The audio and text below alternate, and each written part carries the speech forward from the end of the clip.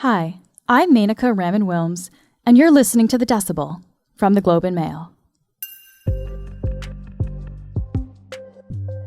The threat of Russia invading Ukraine has dragged Ukraine's allies and NATO to the brink of war. The risk of a conflict is real. NATO allies call on Russia to de-escalate, and any further aggression will come with a high cost for Moscow. NATO is a That's Jens Stoltenberg, the Secretary General of NATO, a military alliance of 30 countries, including Canada, the US, and much of Europe. On Monday, Britain said it's providing anti-tank weapons to Ukraine. Meanwhile, Canada sent Foreign Affairs Minister Mélanie Joly, and Ukrainian officials urged our government to supply military equipment as well. On Wednesday, the US also sent its Secretary of State, Antony Blinken, and he warned that a Russian attack could happen on short notice. This, however, doesn't seem to be deterring Russia. So the question remains, is military action unavoidable at this point? I think from a Russian point of view, there's this unfortunate feeling that a conflict now, as terrible as that sounds, may be preferable to a conflict later. Mark McKinnon is a senior international correspondent at the Globe, and he's in Kyiv, reporting from what could turn into the front lines of a military conflict. This is the Decibel.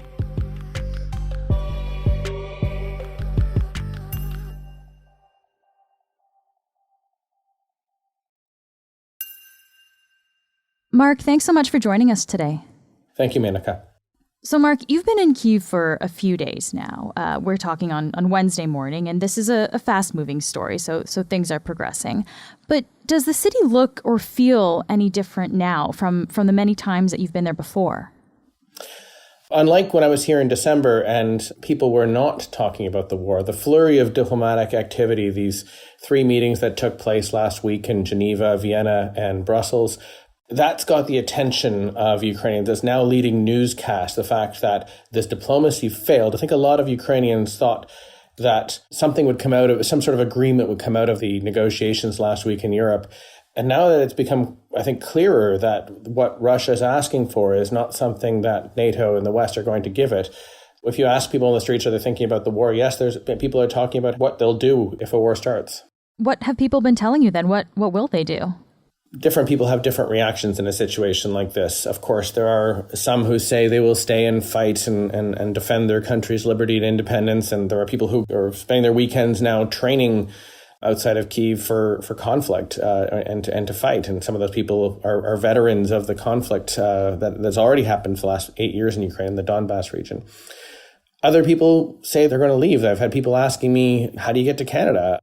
There's also around the city, they've been telling people, here's the network of bomb shelters in Kyiv. Here's where you go if the siren goes off. And there's an app where you can see what's the closest bomb shelter to you, which, it is very real in a way that I think a month ago when I was here last, all of this discussion was happening among sort of politicians and experts. And now ordinary people kind of know where the nearest bomb shelter is and are trying to figure out where they can immigrate to or what if they qualify for refugee status elsewhere. So yeah, this conflict seems a lot closer now than it did when we last talked to you about a month ago. And at that point, there were about 100,000 Russian troops within a short drive of the Ukrainian-Russian border there. What's changed with military deployments since that time? The interesting thing is, if you ask how many troops are near the Ukrainian border, we'd still be talking about this roughly the same number, 120,000 Russian troops within a short drive.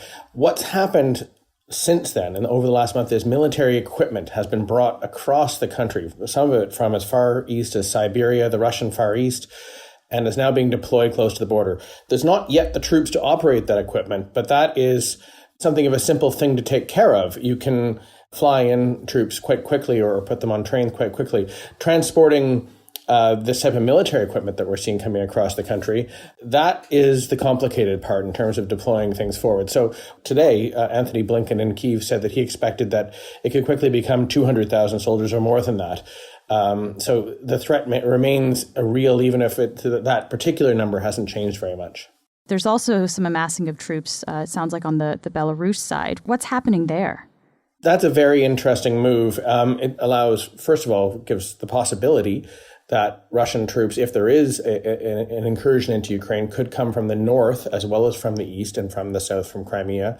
More likely, this is about stabilizing Belarus. If there is some unrest in the country, as we've seen over the last year and a half, it doesn't necessarily have to be part of the invasion of Ukraine. It's just a position that gives Russia options, or at least sends a warning to the West not to get involved in Ukraine. From the people you've spoken to, Mark, what is their view on what Russia is doing here? They believe strongly that this isn't about Ukraine joining NATO or any of the things that are on the table right now. It is simply about Moscow wanting to control Kyiv, to control Ukraine. And with every passing year, Ukraine has been drifting further and further towards the West, not just in terms of its cooperation with NATO, which Russia is highlighting, but also in terms of its sort of just becoming a more and more Western-leaning country. If you look at where President Zelensky visits, he's traveling to the West, he's visiting Western capitals. Western governments are supporting institutions, the free press, the courts here. They're building a more and more Western society, and that makes it less and less like Russia and less Russified, if you want to use that as a word. From a military point of view, the Russians say that actually this is a strategic threat to us. And they often bring up the Cuban Missile Crisis. They say, look, some of these facilities that NATO is constructing in Ukraine, they point to 2 ports in particular in the south of the country, these could be repurposed very quickly into NATO missile bases or have large American warships in them. When we did that during the Cold War, we got to the brink of a nuclear conflict. And so they see this as, a red line that NATO, in their words, has already crossed. And they say they're going to have this, they want to see the situation not just stopped, but changed. Why is NATO's expansion eastward an issue for Russia now? Is there something about this time that's making Russia react to this? NATO's expansion has always been an issue for Russia, and there's been 5 waves of expansion, some of them bigger than others, since the end of the Cold War. The alliance has grown from 16 countries to 30 over that time, and it's been growing to the east. You go back through the archives, and each time NATO expanded, the Russians were complaining about it. What's different here are a couple of things. From a strategic point of view, just creates an enormously long border that Russia would have to defend if they believed NATO was going to be here and if Ukraine was going to become a hostile state.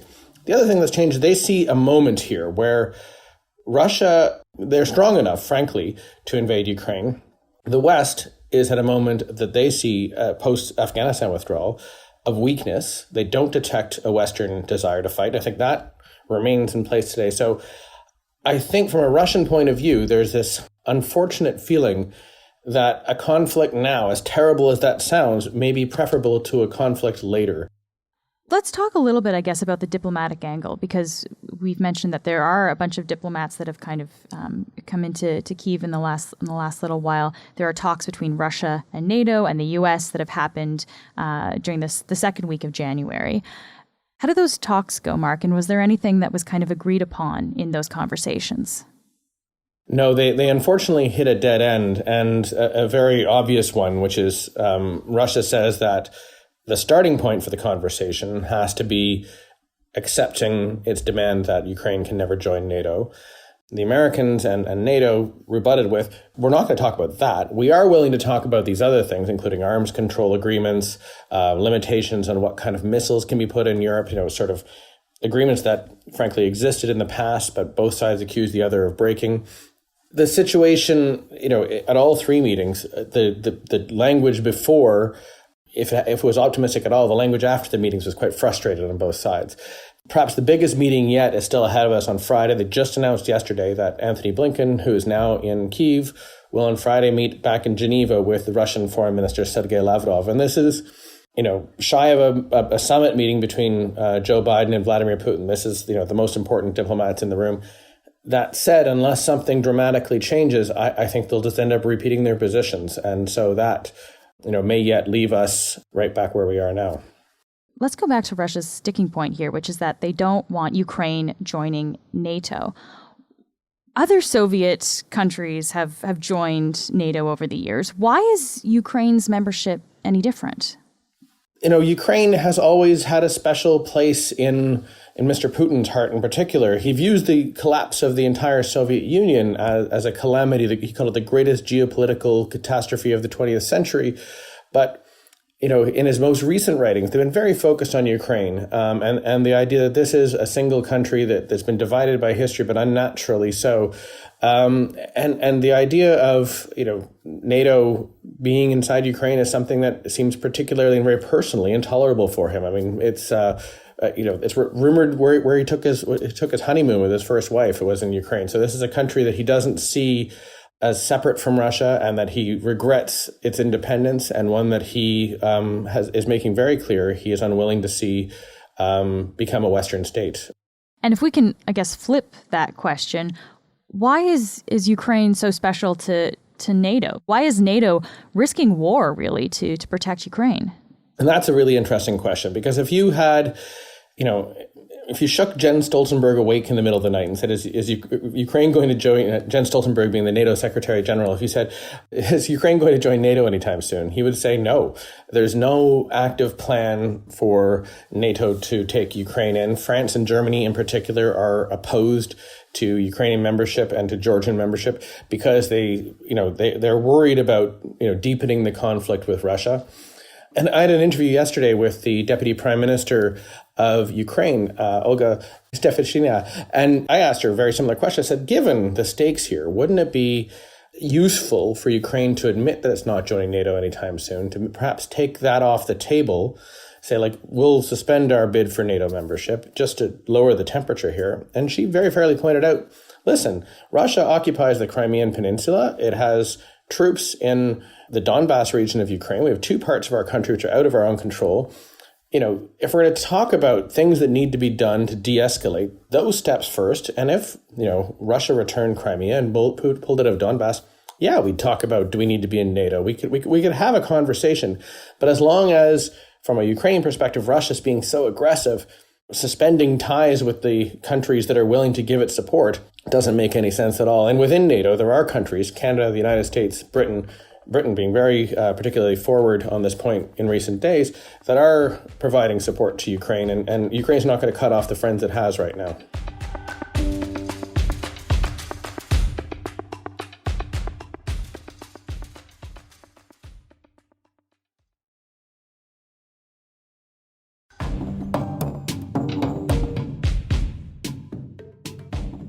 It sounds like Russia probably knows it's making demands that will not be met by drawing this line of not wanting these discussions about Ukraine joining NATO, to cut that off right there.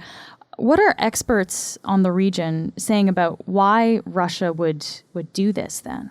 It's a maximalist position, one that suggests Russia may have already made up its mind about taking action against Ukraine. And the Russian negotiating position, every smart person I've spoken to who is connected in any way to the Kremlin suggests that they know this would be rejected. And it does suggest, along with these military movements we're seeing, suggests that we're going to go right to the very brink of war, if not into a war. It sounds like they've tried some diplomatic solutions here, but there's a bit of an impasse at this point. What solutions are on the table then, if any, at this point? That's it. I mean, they're both, at this point, the useful conversations have been few. You have the Russians saying, we demand this legal guarantee that Ukraine will never join NATO. We have the West saying the Russians must first withdraw their troops from their border. And the Russians say, these are troops in our country. And we're asking you about soldiers that are very, very far from Canada, the United States, and Britain. We're asking you to pull those back. You can kind of see the Russian point of view from a risk board perspective. In terms of useful ways out of this, what seemed like the steps that I thought might be possible, both sides find reasons to step around them. The idea of Finlandizing Ukraine has come up in some corners, that being a reference to sort of Finland being a neutral state during the Cold War, Austria being another example of that. That comes up. I think that would be felt as a great desertion by the West of Ukraine, and that you would see Russia's attempt to control Ukraine switch from military to political, economic, and maybe that's at this point, an acceptable outcome. But, a lot of Ukrainians, a lot of Western officials don't think that there should be any ground given to this behavior by Mr. Putin. And so we end up back in this standoff where both sides are telling the other one to back off. And if a military conflict should break out, what role might Canada play in all of this? I don't think Canada can or will have a role in any military conflict. Well, a direct role. We have the 200 soldiers here on a training mission. Yesterday, Mélanie Joly, the foreign minister, said these troops are going to stay. Whether that would continue should active hostilities begin, that's an open question. The pressure for Canada to follow what the British have done and to send weapons, military equipment to Ukraine is already quite intense, particularly from the large Ukrainian diaspora in Canada. I think that will grow in the days ahead. And if there's a conflict, it'll become quite a shout, actually, that, if Canada is going to stand by and not join the conflict, to show support for this government, for Ukrainian democracy, for everything Canada's invested millions and millions of dollars into various parts of the Ukrainian government, Ukrainian institutions over the last 20 years. I think there'd be a call for all that aid to be redirected to military aid. So there would be a lot of pressure to send things to Ukraine. Whether that will be possible the day after an assault begins is one question.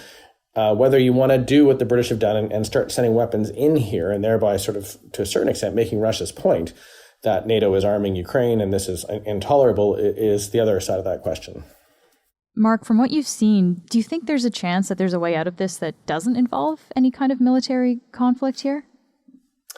This could all be a massive bluff by Mr. Putin. This could all be described as military exercises at the end of the day. I mean, until something happens, nothing's happened.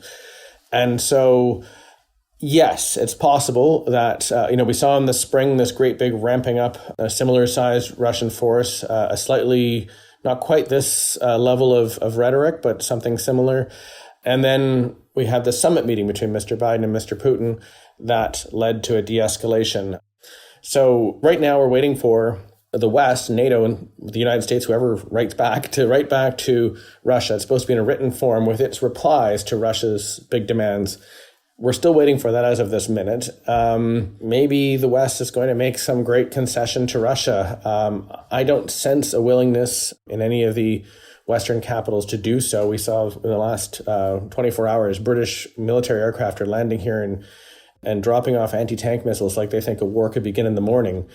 I don't sense diplomatic momentum right now. I sense military momentum on both sides, and that's really concerning. Mark, thank you so much for taking the time to walk us through this today. Thanks very much. That's it for today. I'm Menaka Raman-Wilms. Our producers are Madeline White and Cheryl Sutherland. David Crosby edits the show. Kasia Mihailovich is our senior producer, and Angela Pacenza is our executive editor. Thanks so much for listening, and I'll talk to you tomorrow.